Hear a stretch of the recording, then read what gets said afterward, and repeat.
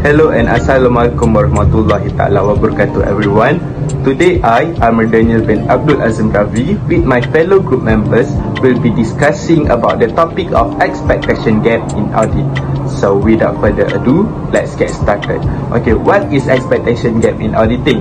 It is most commonly known as the difference between what the public expect from the auditing profession and what the auditing profession actually provide. It was Carl DiLicio, a founding member of Association of Corporate Counsel, who was the first to apply the phrase expectation gap to auditing in 1974. Okay, moving on to the definition of expectation gap. Carl DiLicio defined the auditing expectation gap as the difference in the perception of the users and auditors regarding the level of performance exhibited by the auditors in the course of their work. Although the expectation gap in audit was defined in number of different ways throughout the years, the definition was actually defined by the researcher.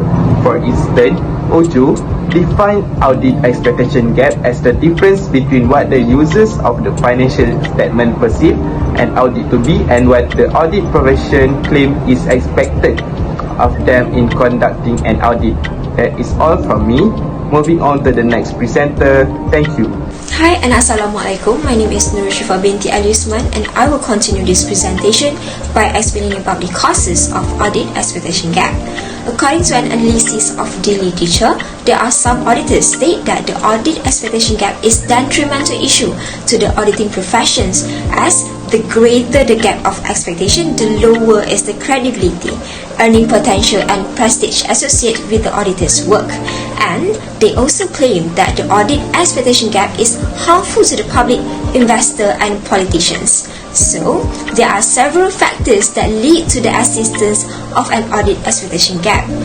Firstly, nature of an audit function is complex, which means the general public poor understanding of the complicated audit functions is likely to contribute to the existence of an audit expectation gap, and this complexity could be due to the fact that the objective of auditing and the role of auditors have always been a dynamic rather than a static one. Next, auditor performance review in hindsight. This may be due to the fact that society does not have the ability to evaluate the quality of an audit and the performance of the auditors. This is because of the quality of an audit is difficult to establish because the public can't tell the difference between the one audit and another. Therefore, it is shown that the quality of an audit and the performance of auditors have been perceived differently by the users, and these misperceptions are likely to give rise to an audit expectation gap. Lastly, time lag in responding to changing expectation.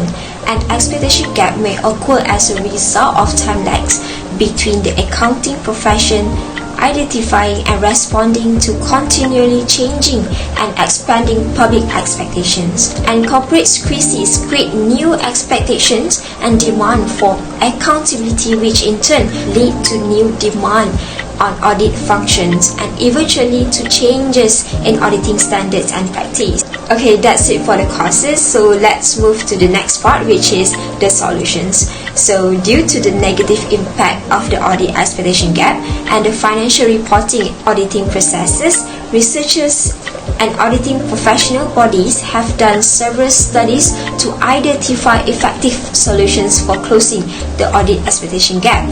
So firstly, a number of studies have revealed that the audit expectation gap can be narrowed through educations because the student will gain better understanding regarding some components of the auditing process, roles and responsibilities of auditors. Next is expanded audit report. This is because it provides a better understanding of the nature, scope and extent of an audit as well as the roles and responsibility of the auditors and management. Other than that is methodologies for structured auditing. According to Koh and Wu 1998, it's believed that the audit expectation gap is likely to reduce when the public is satisfied with the auditor's performance, but using such methods of data collection may have both functional and dysfunctional effect on audit assignment. So this proposed method is unlikely to be practical. Okay, that's all from me, and I will pass this presentation to the next presenter. Thank you. Assalamualaikum, my name is Amira Farhana. There are three components of expectation gap in audit. The first one is knowledge gap, secondly performance gap, and the third is the evolution gap.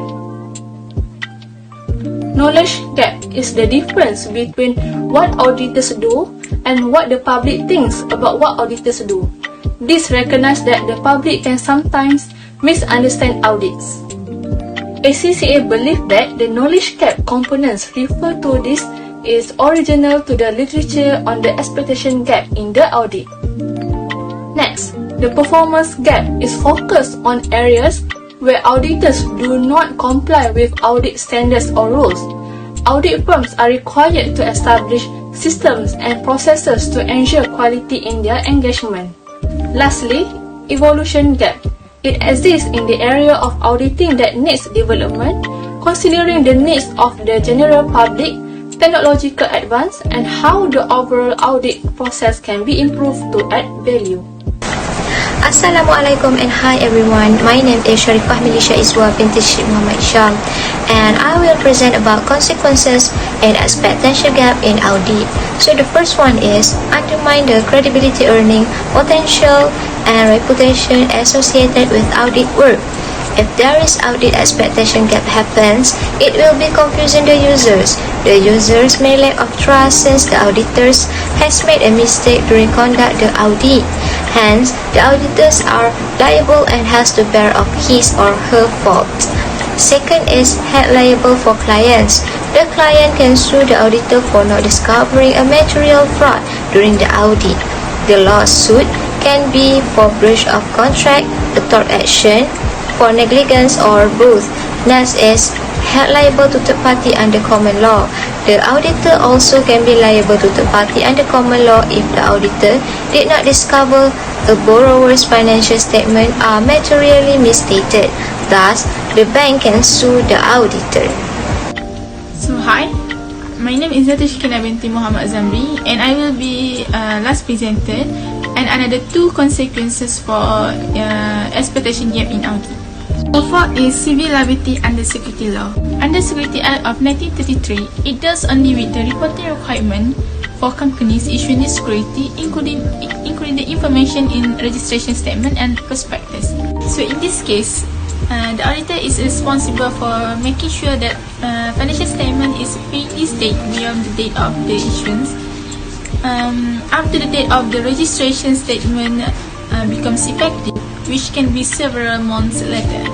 Hence, if the auditor fails to discover material mistake in financial statement, the group of stockholders may sue the auditor. And lastly, it can be held liable under criminal liability. In this situation, the auditors can be found guilty for criminal action under both federal and state law.